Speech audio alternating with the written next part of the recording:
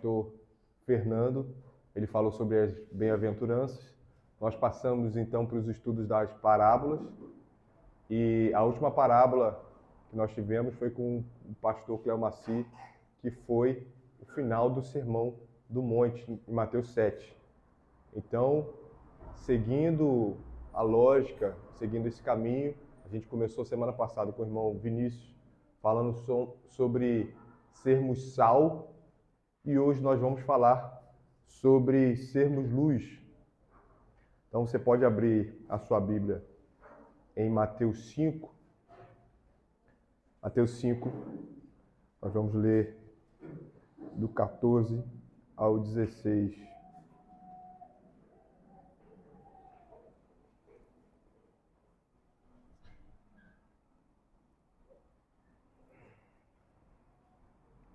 Antes de lermos, nós já vamos orar. Vamos orar ao nosso Senhor. Senhor, te louvamos, ó Pai, porque o Senhor tem cuidado de nós. O Senhor nos traz aqui com o propósito final de glorificarmos a Ti. Com tantos outros propósitos de vivermos a comunhão com os nossos irmãos e assim sermos fortalecidos na fé e também de sermos edificados na Tua palavra. Nos ajude a estarmos atentos ao que vai ser dito aqui, para que aumentemos o nosso relacionamento contigo, para que, através da Tua palavra, nós possamos ser mais íntimos de Ti, Senhor. Tenha misericórdia de nós. É o que te pedimos em nome de Cristo. Amém. Amém, irmãos? Então vamos ler? Vamos ler juntos? Mateus 5, 14 ao 16. Juntos. Vós sois a luz do mundo. Não se pode esconder a cidade edificada sobre um monte, nem se acende uma candeia para colocá-la debaixo do alqueire, mas no velador, e alumia a todos os que se encontram na casa. Assim brilhe também a vossa luz diante dos homens, para que vejam as vossas boas obras e glorifiquem a vosso Pai que está nos céus. Amém. Irmãos, então lembremos que semana passada o irmão Vinícius falou sobre sermos sal. E aqui nós vemos esse paralelo sobre ser sal da terra e ser luz do mundo. Nós entendemos, então, que ser sal é ser diferente. E o sal, quando perde o seu propósito unicamente de salgar, ele não serve para nada. Né? E aí hoje nós vamos ver que nós somos luz. E nosso irmão, semana passada, explicou o que era a terra, né? E hoje está mais evidente para a gente de que terra e mundo está sendo falado da mesma coisa, não é? Então, nós somos luz. O que isso inclui, né? Apenas um relato histórico? Ou também nós estamos inseridos nisso, como sendo luz no mundo? E a outra pergunta, Jesus não falou isso apenas para aumentar a autoestima daquelas pessoas, no sentido assim, de que o Senhor Jesus é Deus e Ele sondava os corações de cada um ali. Havia ali pessoas marginalizadas pelos romanos, como órfãos, viúvas, né, que não se preocupavam com esse tipo de pessoas. Hoje nós vemos a nossa sociedade cristã influenciada pelo cristianismo, pela lei de Deus, e a gente tenta imaginar o que era aquela sociedade romana ali.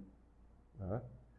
E a gente vê os escribas, os fariseus, menosprezando os samaritanos, né? Menosprezando os coletores de impostos. E Jesus provavelmente estava falando para aquele povo que estava se convertendo dos seus maus caminhos. Será que Jesus não falou tudo aquilo apenas para motivar, aumentar a autoestima?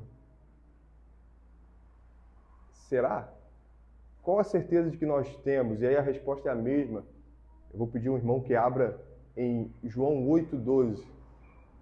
E aí, qual a certeza de que nós temos em que esse não é apenas um relato histórico, não é apenas para aquelas pessoas, e que Jesus leva em conta o pecado daquelas pessoas para dizer e afirmar com toda certeza: vocês são luz do mundo. João 8,12. João 8,12. O irmão leia, por favor. Falando novamente ao povo, disse Jesus: Eu sou a luz do mundo. Aquele que me segue não andará em trevas, mas terá a luz da vida. Amém. Essa é a certeza de que está sendo falado para nós. Essa é a certeza de que nós somos luz do mundo. Porque antes, Jesus é a luz do mundo. E já foi dito aqui, interessante que nós estudamos sobre isso e a nossa irmã Ramila resumiu aqui tudo que foi ensinado pelo Vitor hoje no catecúmeno, de que nós somos salvos pelas obras de Jesus. Então, nós somos luz porque Cristo é a luz que não se apaga, né? E uma ilustração e de que a gente vê isso claramente nas Escrituras. Melhor, há uma discussão entre os teólogos se essa profecia é de Jesus, e a gente pode voltar aí, quem está com a Bíblia, abra aí Malaquias, volta um pouquinho aí, ó. Um pouquinho, Malaquias 4. Malaquias 4:2.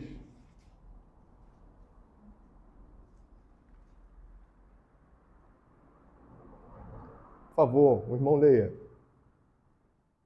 Mas para vós outros que temeis o meu nome, nascerá o sol da justiça, trazendo salvação nas suas asas. Saireis e saltareis como bezerros soltos da estrebaria. Amém. Ele é o sol. Então, a ilustração de que nós somos a lua, né? E a lua nós sabemos, e nós achamos a lua linda, porque de fato é linda, a criação de Deus, né? Só que nós sabemos que a lua não tem luz própria. E a maior evidência disso é quando há um eclipse, né? Onde você vê aquele acontecimento maravilhoso e fica evidente de que a lua sem o sol não pode ser vista. Assim como nós, sem Jesus Cristo, nada faz sentido. Por que você saiu de casa hoje? Se não for por Jesus Cristo, nada faz sentido, né? Porque eu acordaria domingo para estar com pessoas tão diferentes de mim, se não for a única coisa que nos une, Jesus Cristo. Ele é o nosso sol da justiça. E é por isso, mais uma vez, a gente pode afirmar que nós somos luz. Somos luz. Porque Cristo é a nossa luz, é a luz do mundo. Continuando o texto, irmãos, e aí vocês podem ficar à vontade para comentar. Vamos ter algumas perguntas aqui para a gente poder meditar. Continuando o texto. Vós sois a luz do mundo, não se pode esconder a cidade edificada sobre o monte, nem se acende uma candeia para colocá-la debaixo do alqueire, mas no velador, e alumia a todos que se encontram na casa. Então, Jesus, ele conta duas pequenas parábolas aqui, né? E o que nós podemos pensar sobre essas duas parábolas? Aqui, nós vamos pensar sobre a cidade sobre o monte e meditar do que Jesus pode estar falando aqui. E aí eu vou pedir ao irmão que abra em Gálatas 4:22 e Hebreus 12:22.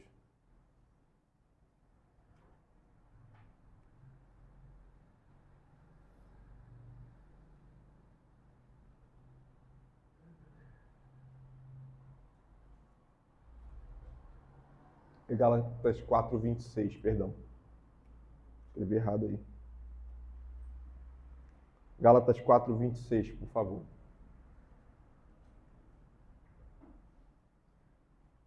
Quatro, 4:26.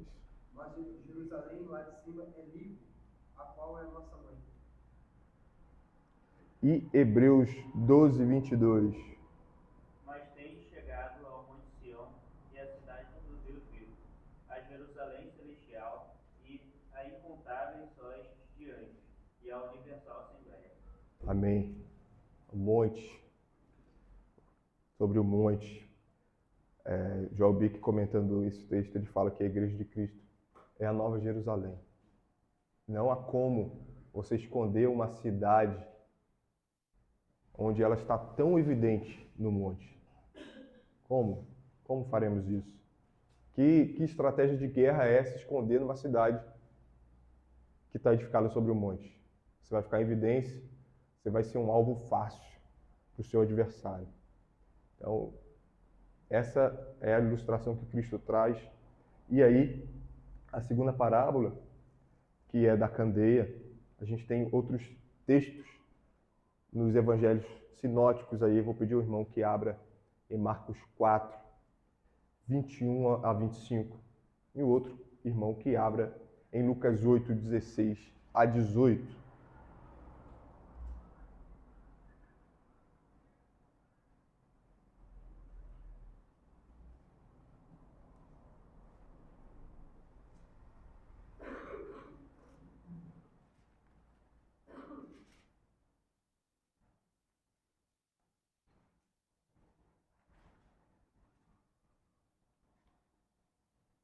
Também lhes disse: vem porventura a candeia para ser posta debaixo do alqueire ou da cama? Não vem antes para ser colocada no velador? Pois nada está oculto, senão para ser manifesto, e nada se faz escondido, senão para ser revelado. Se alguém tem ouvidos para ouvir, ouça. Então lhes disse: atentai no que ouvis. Com a medida como tivesse medido, os medirão também, e ainda se vos acrescentará. Pois ao que tem se lhe dará, e ao que não tem, até o que tem lhe será tirado. Amém. Irmãos, o Senhor Jesus traz aqui uma ideia muito simples. Primeiro, entendamos o que é ou o que são esses elementos, né? Fala que a candeia é esse objeto aí que lembra muito a lâmpada do Aladim, que é colocada na ponta, é de barro, ele é feito de barro, na ponta é colocada a vela, né? Nós conhecemos, e na outra ponta ela tem uma estrutura para ser colocada no velador. O velador é um objeto que vai segurar a candeia. Só que aí o texto conta sobre o alqueire. E o alqueire é um objeto onde os animais carregam os grãos, né? E aqui eu não coloquei a imagem, mas os irmãos provavelmente já viram, né? Um burro que ele carrega num cesto ali grãos. E aí daí que vem a ideia de fazer uma contagem por alqueire, né? Porque a ideia da quantidade que tem naquele alqueire é onde você vai plantar os seus grãos. E aí você conta um alqueire, 2 alqueires e por aí vai. A ideia é de você ter um território da quantidade de grãos que você precisa. Ou seja, pensa aí na candeia sendo tampada pelo alqueire. Você pega o cesto e tampa. Faz sentido você acender a sua candeia e tampar? Ainda mais numa sociedade onde isso aqui era luxo, né? Você pode imaginar, para você nutrir isso aí com os óleos usados para poder alimentar esse fogo, não faria sentido algum você tampar, depois de você acender, tampar com o alqueire. E aí, você coloca onde? No velador. Então vamos lembrar que a afirmação de que nós somos luz. Nós somos luz, ponto. E aí, mais uma vez, fazendo uma referência agora à nossa devocional, nós entendemos que nós somos fortalecidos por Jesus Cristo e de que nós não deixamos de ser luz. Nós não deixamos de ser luz, irmãos. Agora, onde que essa luz vai ser colocada? Nós estamos sobre o monte. Tá? E essa luz vai ser colocada debaixo do alqueire ou no velador? A luz está ali. A luz está sendo alimentada por Cristo. E aí, onde nós vamos estar? E aí a gente vai pensar sobre isso aqui. E Lucas 8, 16 a 18.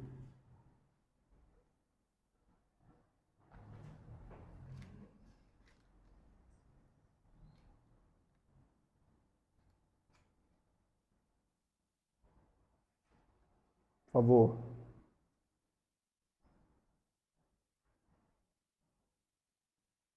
Ninguém, depois de acender uma candeia, a cobre com vaso ou a põe debaixo de uma cama. Pelo contrário, coloca sobre um velador, a fim de que os que entram vejam a luz. Nada há oculto que não haja de manifestar-se, nem escondido que não venha a ser conhecido e revelado. Vede, pois, como ouvis, porque ao que tiver se lhe dará, e ao que não tiver, até aquilo que julga ver lhe será tirado. Então essa ilustração é colocada nos 3 evangelhos. A ideia daquele povo de que usava a candeia para iluminar a noite. Irmãos, o texto termina no versículo seguinte, depois dessas 2 parábolas. Vamos ler novamente aqui.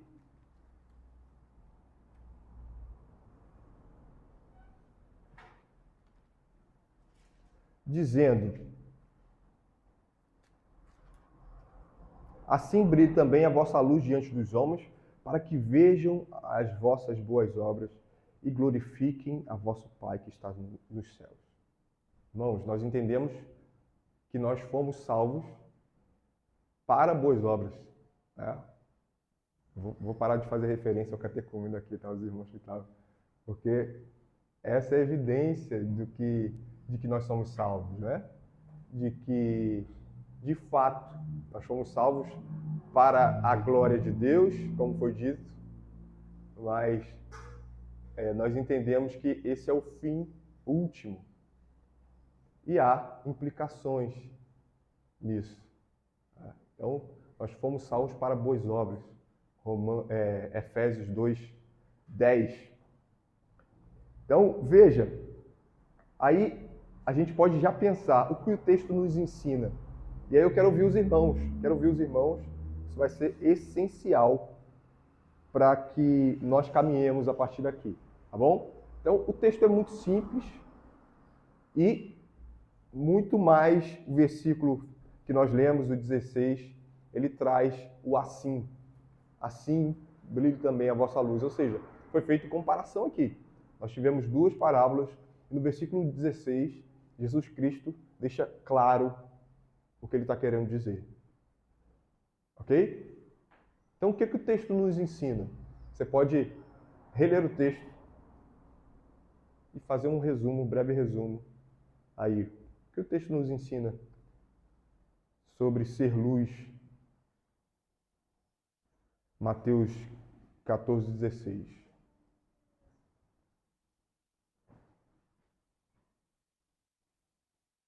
Resumo em poucas palavras.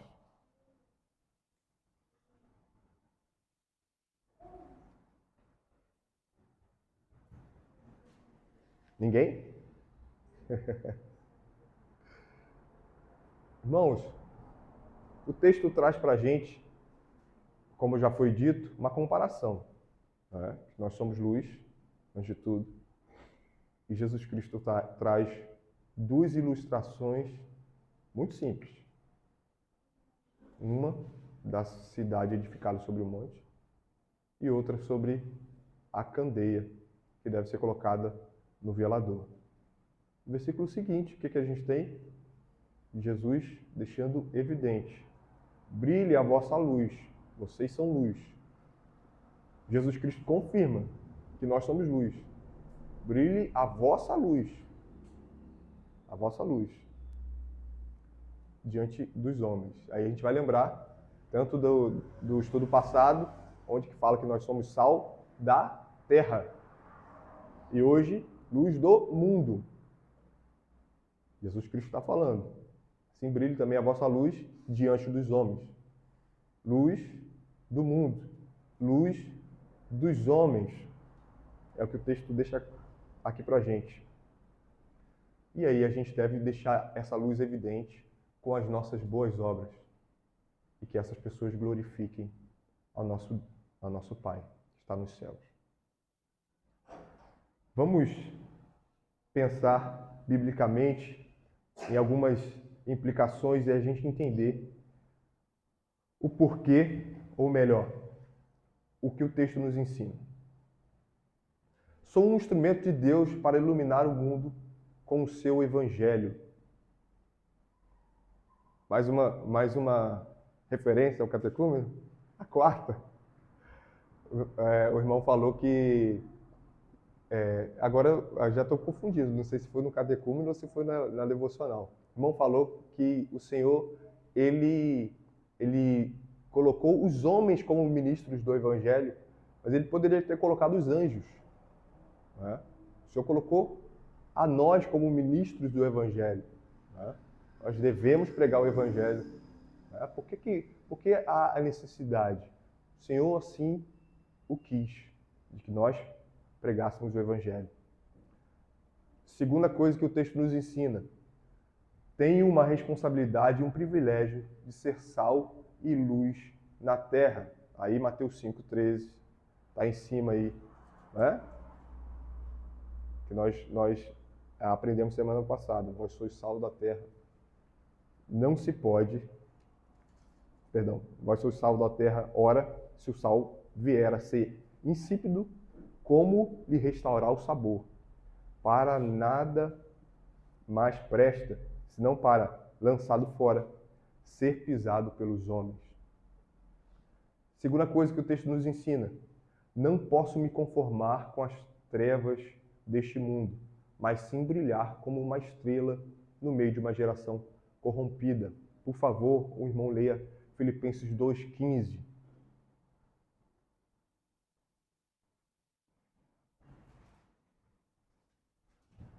Para que vos torneis irrepreensíveis e sinceros, filhos de Deus, inculpáveis, no meio de uma geração pervertida e corrupta, na qual resplandeceis como luzeiros do mundo.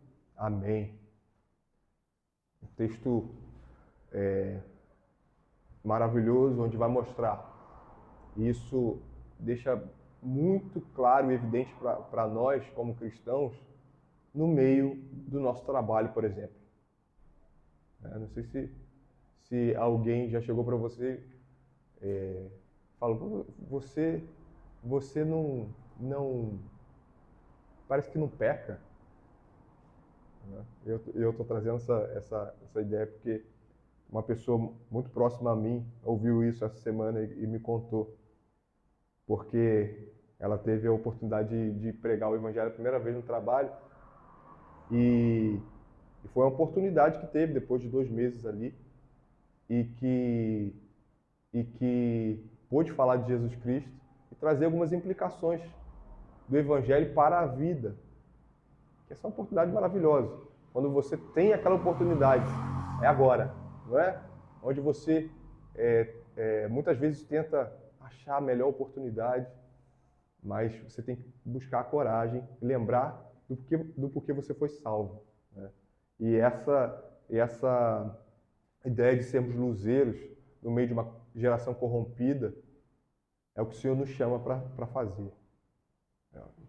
E isso depende única e exclusivamente da vida em que estamos vivendo na nossa vida devocional, de oração, de leitura da palavra.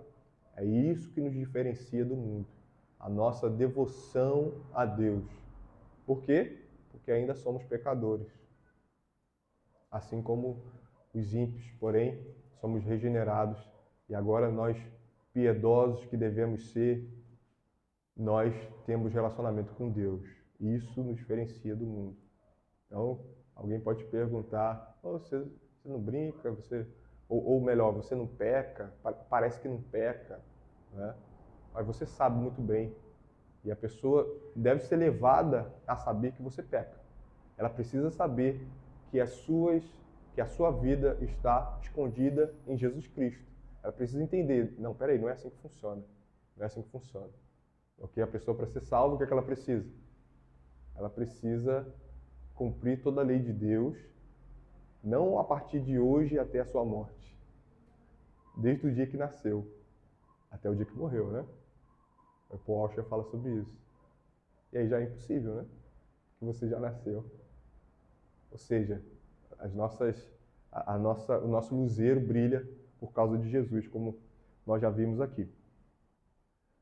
Não posso me envergonhar do Evangelho, mas sim anunciá-lo com ousadia e coragem.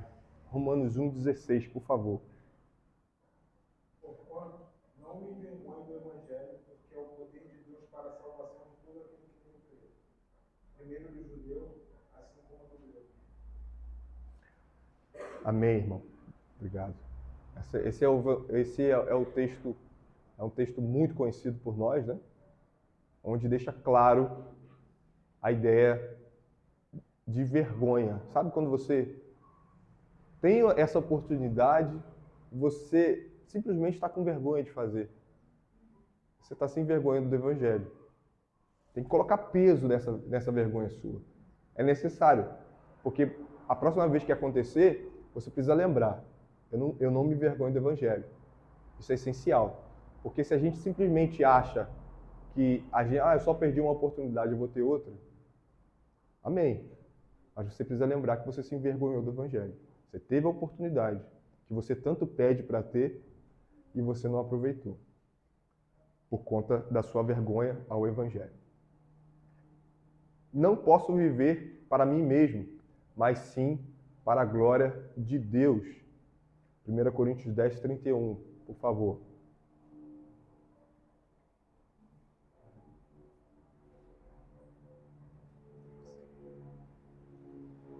O irmão pode recitar também, tem gente que sabe de cor.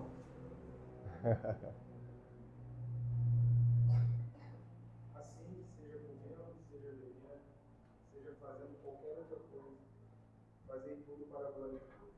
Amém. Irmãos, todas essas implicações, ou tudo que o texto nos ensina aqui, nos leva unicamente a entendermos de sermos testemunhas de Cristo. Resumindo a isso, o que é ser luz no mundo? Testemunhar a Cristo. Testemunhar a luz que me fez ser luz.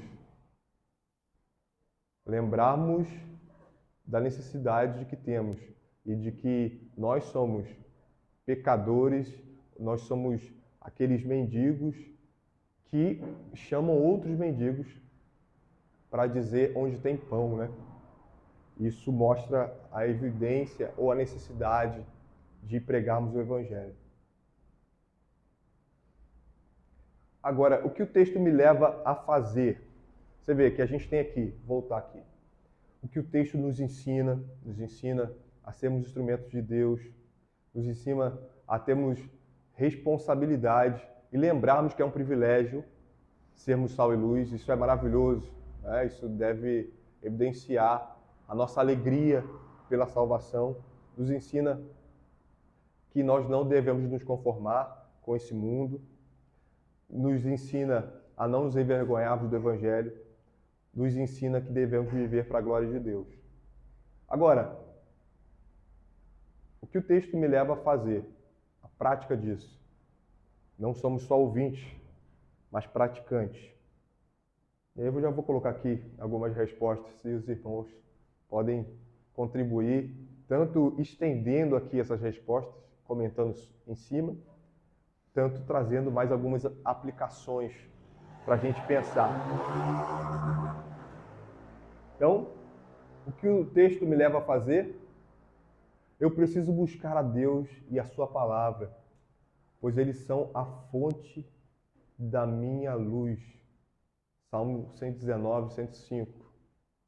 Por favor, algum irmão leia. Tem gente que sabe de cor também. Salmo 119, 105, um dos versículos mais conhecidos do Salmo 119.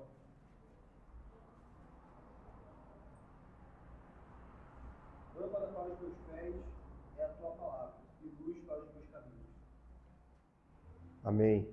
Eu preciso buscar a Deus e a sua palavra, pois eles são a fonte da minha luz. Como nós podemos buscar a Deus? Vivendo uma vida devocional, né? Uma vida onde nós que já entendemos de onde vem a nossa luz, quem é a fonte da nossa luz, agora nós precisamos continuar nessa caminhada, né? Aquele que começou a boa obra em nós há de completá-la até o dia de Jesus Cristo. Então há essa necessidade de... Por favor, irmão, pode falar. Essa parte, eu preciso buscar a Deus, essa palavra, pois elas são fonte da minha luz. Realmente, que no tempo que nós estamos vivendo, né, hoje, sempre vivemos, mas hoje parece que a coisa está sem freio, né, está muito difícil, está assim, não sei se os irmãos percebem, mas está, parece que o certo e o errado, está o certo, então a gente tem mesmo que ser luz, no trabalho, na faculdade, na família, né, aonde, no mercado, onde você for. Por quê? E se você não estiver embasado no buscar a palavra, ler a palavra, examinar as escrituras, estar em comunhão com a igreja, a gente precisa estar em comunhão com Deus, em comunhão com a igreja, para sermos luz lá fora. Porque as trevas são densas, grandes. Se a gente não está realmente nutrido e debaixo dessa, né, dessa autoridade de Deus, dessa busca incansável, né, a gente não vai ser luz lá fora, porque eles vêm e sufocam, né, apagam ou escondem a luz. E às vezes a gente está com, às vezes no meu trabalho, do nada, surge algumas coisas assim, sabe, alguns questionamentos, algumas... você é crente, o que você acha de tal coisa? São coisas cabrosas, sabe? Para te deixar naquela saia justa ali, né? Então, assim, mas eu vou falar com fulano para ver se... Aí você tem o quê? Ter segurança, para poder falar sobre a palavra de Deus, claro que não é passar pano quente, mas com amor, né? E mostrar a luz e o genuíno evangelho de Cristo, ele é simples. O evangelho de Jesus ele é simples, é que as pessoas hoje em dia, elas estão colocando tanta coisa que não é. Né? Que a gente possa brilhar mesmo, falar na certa salmo, não falar para a pessoa, mas onde está tal coisa sobre a ceia? Eu já até falei com o Vitor, né? A pessoa era uma coisa tão louca que aconteceu numa ceia aí, e aí eu fui falar para essa pessoa, não, vem cá, você mesmo não sentiu, você acha que está certo tal coisa, assim. Então, assim, a gente, nos momentos assim, a gente tem que, a luz de Cristo tem que brilhar quando nós estivermos numa confusão, um constrangimento na família, alguma coisa. Então você tem que estar buscando, estar preparado. Sabedoria, né? Buscar sabedoria. Mas para isso que o Senhor está falando, né? Você buscar a Deus, né? Como uma autoria e a sua palavra. Mas ela é só a fonte da minha luz. Exato. A gente quer ser luz, mas buscar essa fonte. Porque senão, as trevas podem. Exato, irmã. Perfeito. Porque aqui mesmo no Sermão do Monte vai dizer sobre nós entendemos que os olhos são a fonte ou a fonte da nossa alma. Se o irmão pudesse me ajudar aqui no texto para confirmar. São os olhos, Mateus 6:2, são os olhos lâmpada do corpo. Se os teus olhos forem bons, todo o corpo será luminoso. Se porém os teus olhos forem maus, todo o teu corpo estará em trevas. trevas serão. Amém. O irmão já estava pronto aí. Não deu nem um segundo. Já foi o ventilador dele abriu aqui assim, ó. Amém, obrigado. Então, é essa necessidade, nós estarmos atentos àquilo que nós colocamos para dentro do nosso corpo, né? Então, precisamos estar atentos não só para nutrirmos a nossa alma, mas para nutrirmos a alma daqueles que estão à nossa volta. E aí vem, nós somos luz do mundo, brilha a nossa luz diante dos homens. Eu preciso confessar e abandonar os meus pecados, pois eles apagam a minha luz. 1 João 1.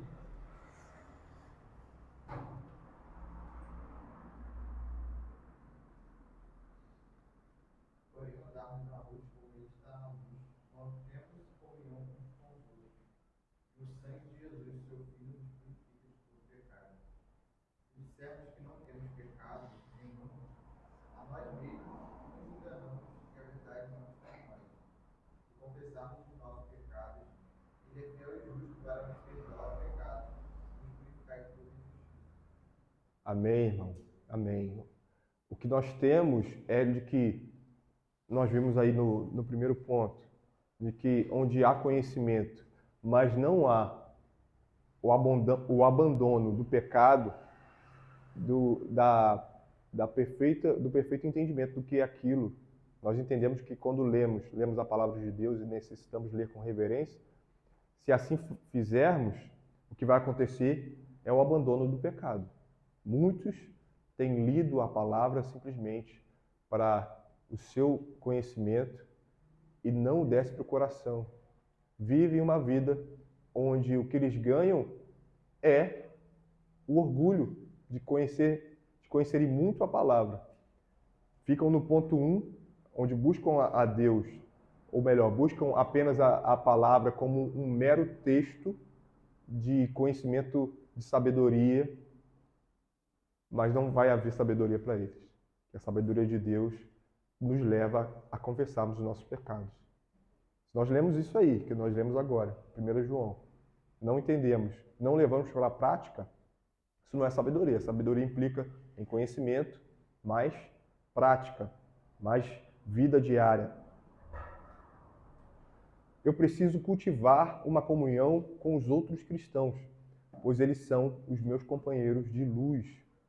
E aí, 1 João ainda, 1, 5 e 7.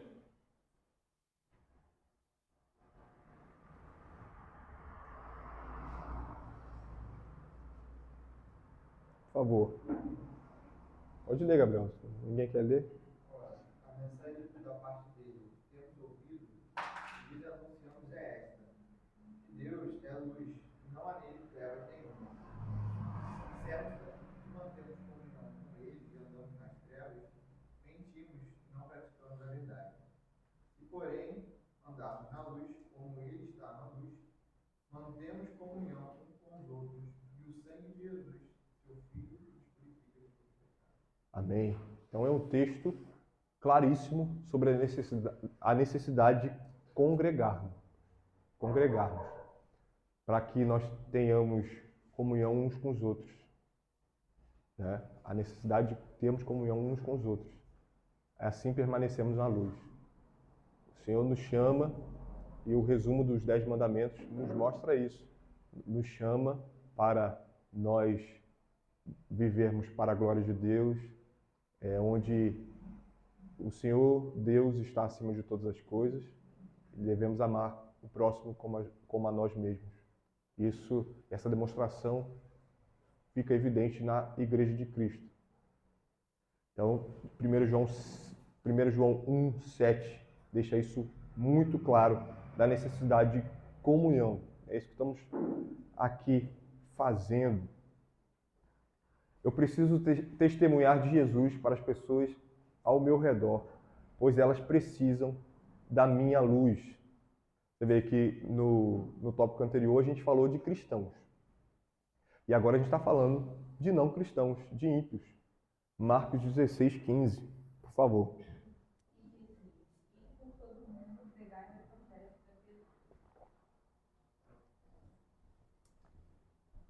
Amém. Então, a gente já falou sobre isso aqui, necessidade de testemunharmos. Não faz sentido sermos luz e não testemunhar, assim como não faz sentido colocar a candeia debaixo do alqueire. Eu preciso praticar boas obras em nome de Jesus, pois elas revelam a minha luz. Efésios 2:10.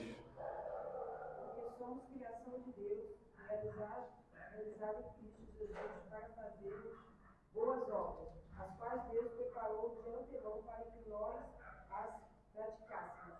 Amém. Então, esse é o propósito da nossa vida.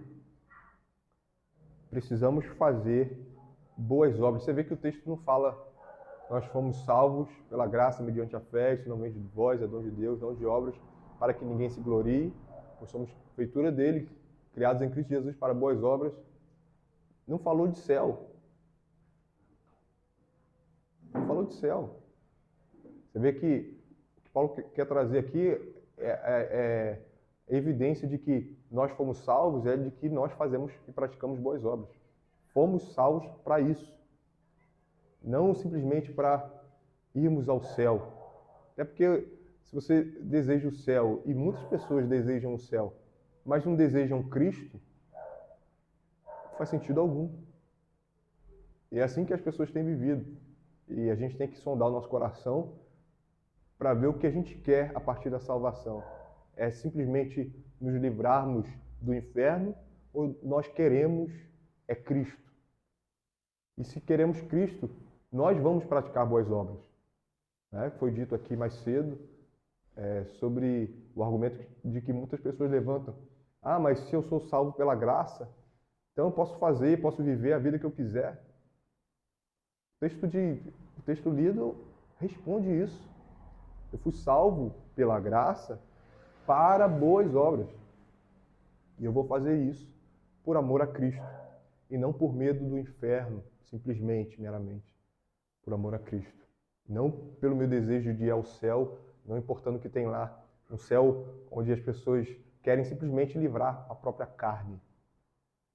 Não, por amor a Cristo. É por isso que eu vou praticar boas obras. Então, voltar aqui à pergunta. O que o texto te leva a fazer? Agora é a hora de vocês responderem. Pode falar. Vocês podem estender o que foi dito aqui, comentar essas respostas. Já é interessante, Cristo, né, nos seus ensinos, ele sempre traz essa questão do imaginário, né? A gente conseguir vislumbrar, visualizar melhor o ensino, por meio da criação dele, né? Nesse caso de luz, né, por Jesus a luz, é muito interessante esse paralelo de luz e trevas e bem e mal, né? Que é o paralelo que está sendo feito. A gente consegue trazer isso na criação, na nossa realidade, né? Porque justamente a questão de trevas, né, quem vive em trevas tem dificuldade no seu viver por conta de não estar visualizando as coisas como elas são realmente, né? Não enxerga. Uma pessoa cega, ela tem limitações muito grandes, né, por causa da cegueira no seu dia a dia. E tem essa relação também, por exemplo, com a noite, né, quando as coisas estão escuras, a questão da criminalidade, de você poder fazer as coisas e não ser visto, né?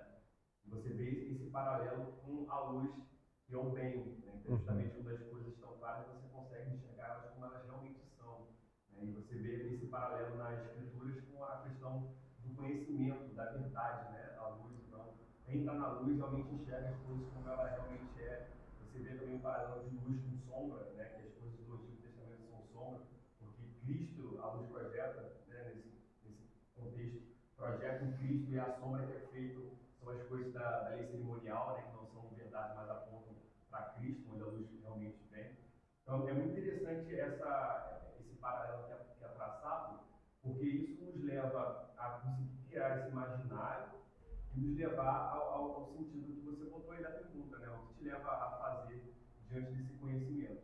Aí tem várias aplicações, né? Mas uma delas, quando a gente vê a questão da luz, que você deve andar na verdade, você deve, portanto, ter boas obras, né? Praticar boas obras, isso nos leva a fazer uma autoanálise para comparar a nossa vida, ou seja, aqueles que confessam a Cristo e estão na luz, com como estão andando os que estão nas trevas. Porque a gente tem visto, infelizmente, que as obras daqueles que se dizem estar na luz têm se comparado muito com aqueles que estão cegos. É o que Paulo fala, né, lá em Romanos, para quando está pregando em Atenas, né, se tateando, eles pudessem achar essa figura dos gentios na cegueira, né, espiritual. Mas Deus está próximo, né, como se eles tateando pudessem encontrar Deus, porque Deus está próximo. Então, esse paralelo que a gente pode traçar, né, é o que, como estamos vivendo, como estamos nos comportando diante dessa realidade de luz que nós somos, e como nós estamos sendo diferentes dos ímpios que andam nas trevas. Né? Então, acho que a gente tem que fazer essa análise da nossa fé, quem está vivendo como sábio, por causa de Cristo, que está andando na luz e tem a mente iluminada pelo Espírito, ou a gente está praticando as mesmas tolices dos ímpios, né? Isso aí tem uma aplicação bem extensa, né, de tolice no dia a dia. O Provérbios vai trabalhar muito alguns aspectos da tolice, né, e da sabedoria. Mas eu acho que é muito interessante esse paralelo de luz e trevas, e bem e mal nos leva a refletir na questão prática, né, de boas obras daqueles que estão em Cristo. Perfeito, irmão. Ontem a gente estava comentando, né, que a gente falou sobre um cego lá que estava passando uma dificuldade, e a gente comentou, né, sobre, pô, se fosse escolher, né, pensando sobre isso, né, meditando, se fosse escolher entre ser cego, surdo ou mudo, você iria escolher ser surdo, mudo, né? Hoje é só mudo que fala, né? Mas a ideia básica é de que a escuridão é uma coisa terrível, não é? Você imagina aí você vivendo um dia, tendo que fazer as suas coisas com os olhos atados. Imagina a agonia que as dificuldades que você vai passar. Isso aponta para a escuridão, isso aponta para uma vida sem Deus, que é a luz, né? Isso é muito bem colocado. Falar. Não, uma pergunta, né?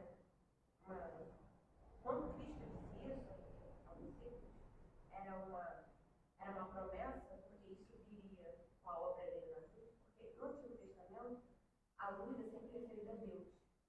E as pessoas têm a alma iluminada, os olhos iluminados pela justiça por Deus. Aí você vê essas palavras no Novo Testamento. Então, essa promessa veio.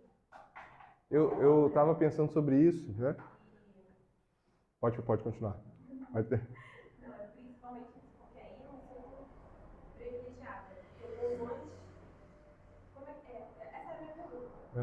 Fomos concedidos hoje a esse privilégio, por conta dele ali, já fazendo essa promessa na cruz. Antes isso não era.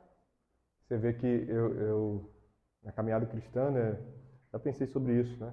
De que as pessoas antes de Cristo eram salvas pelas obras. Não sei quem já pensou assim, né? Eu já pensei por muito tempo assim. Poxa, as pessoas viviam e eram salvas por aquilo que elas faziam.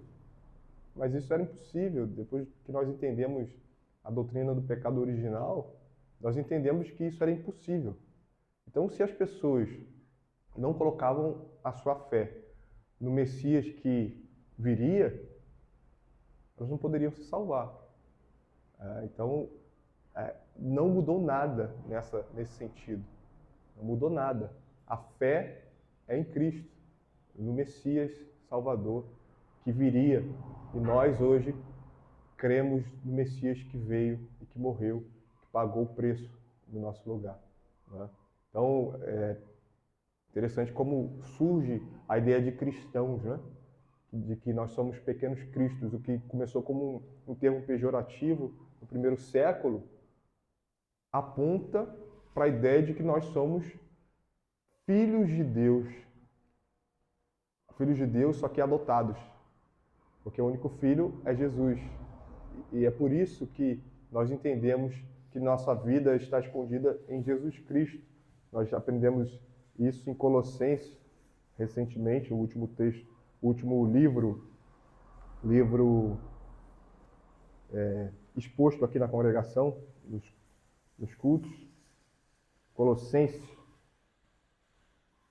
3, Pensar nas coisas, 3:2, pensar nas coisas lá do alto, não nas que são aqui da terra. Porque morrestes e a vossa vida está oculta juntamente com Cristo, juntamente com Cristo em Deus. Ou seja, Cristo, que é o nosso representante, que é a verdadeira luz, nos torna luz, nos torna luz. E isso foi feito aonde? Na eternidade. Porque quando nós fomos salvos, quando nós fomos eleitos, Efésios 1 vai dizer quando nós fomos eleitos. Efésios 1, e aí responde muito bem a sua pergunta, né? Até me perdi aqui, gente. Efésios 1:4.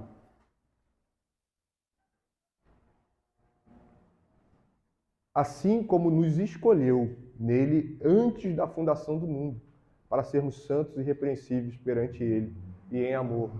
Ou seja, nós fomos eleitos antes da fundação do mundo, nós entendemos que fomos salvos, né? E aí eu não sei se eu respondi a sua pergunta, mas o que você perguntou é se era uma promessa de que nós seríamos luz, ou não. O povo de Deus, né, antes, no Antigo Testamento, eles eram, porque eu li o Salmo, né, tudo estava no Salmo. E aí, no Antigo Testamento, falou que Deus ele era a luz da justiça, e ele ilumina o seu povo. Não que eles eram a luz da justiça. Uhum. Aí eu queria entender se isso é uma promessa feita pela obra da luz. E Isso já... aí a gente leu João 8:12, né? Que o irmão Tommy leu, que fala que Jesus fala que ele é a luz do mundo. Pode falar, irmão. Não, é só, tem uma linguagem judicial que ajuda bastante, né? Essa questão se os discípulos de Cristo estão com Cristo ali, mas Cristo ainda na questão temporal, ele não sacrificou ainda, né? Essa é a grande questão. Estão no Antigo Testamento ainda, né? Os discípulos que estão ouvindo Cristo falar que eles são luz. Aí, exatamente. Mas a questão entra na questão do salvo, né? Da salvação.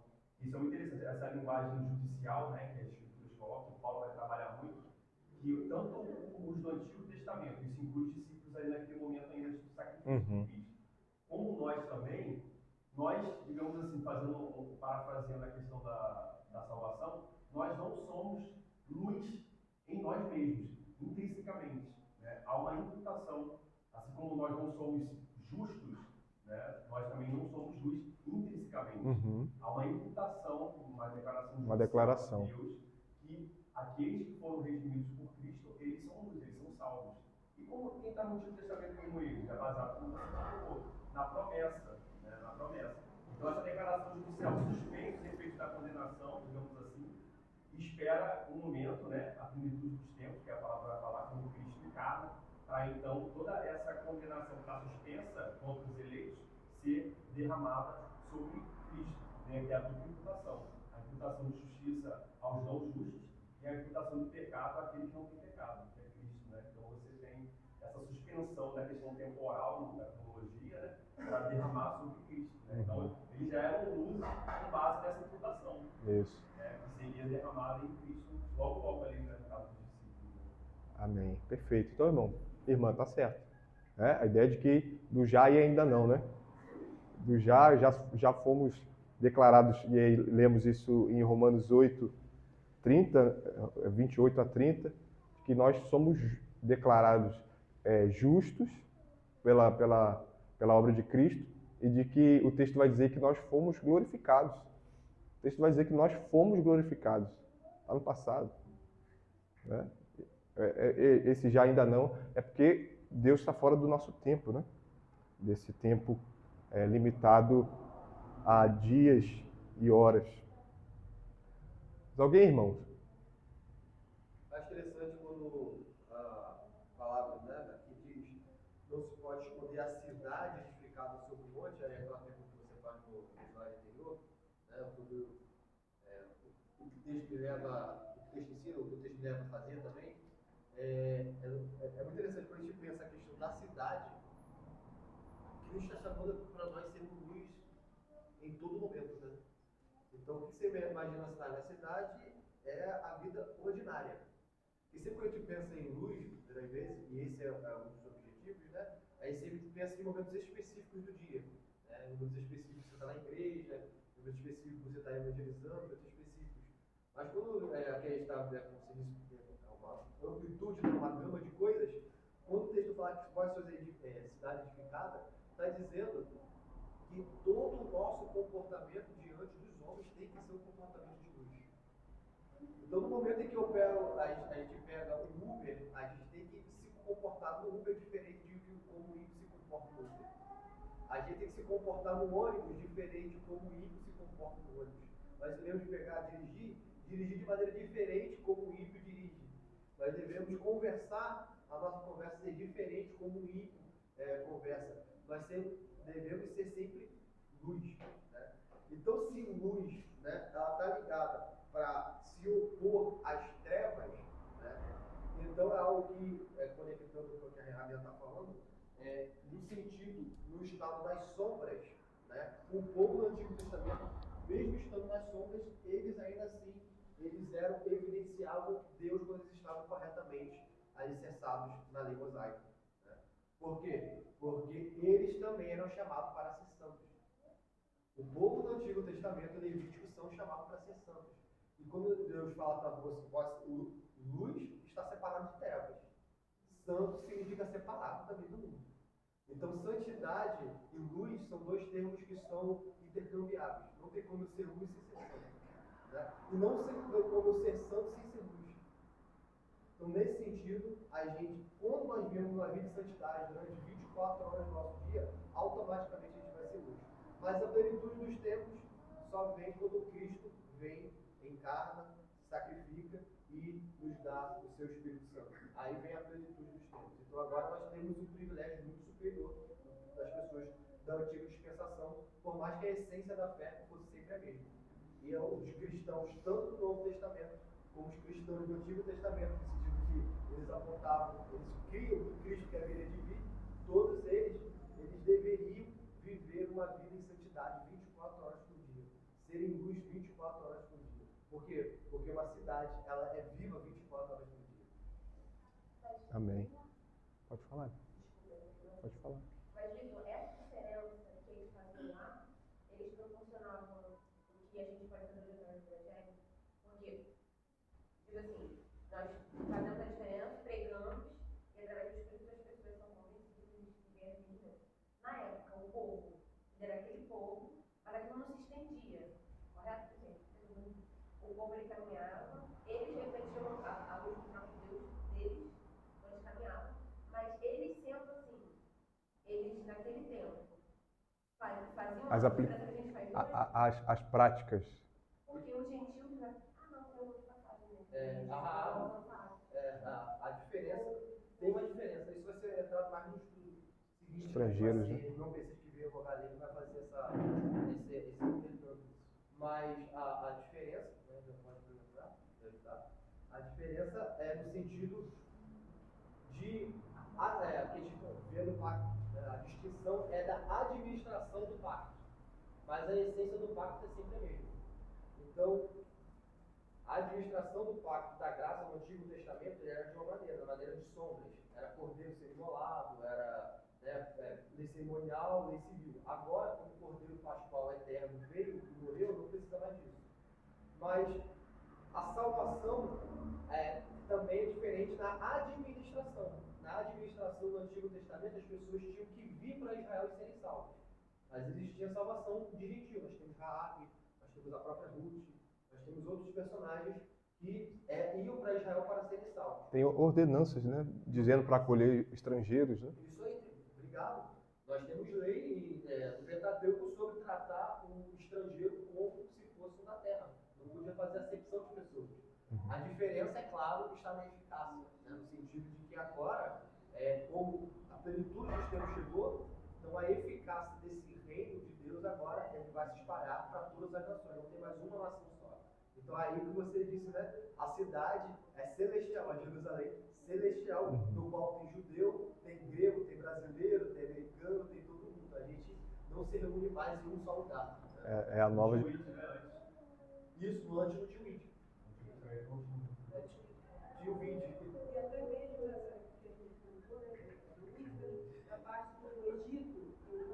eram escravos, que quando Moisés pede para Deus manda ele tirar o povo para adorar, né? Aham. E aí Faraó não deixa, Deus envia as pragas. Então Deus envia as pragas e cobra do povo do Egito. Mas o povo dele, o povo santo, ele não sofreu aquelas pragas que o Senhor mandou. Aham. E muitos ali daqueles egípcios viram o quê? A luz, que era o povo de Deus, era um povo separado. Uhum. Não que eles não pecassem como a gente, né? Isso, tanto que a gente vê, mas eles foram separados e instruídos, como fala em Êxodo, Número, né, Levítico, como os detalhes porque Deus prepara o quê? Preparando o povo para Cristo que viria de vir. Né? Nós cremos no Deus, no Jesus que veio. Eles creram naquele que viria. Né? Então, assim, Deus separou aquele povo. Desde lá de nós. Então, foi um povo separado que, através desse povo, alcançou os gentios.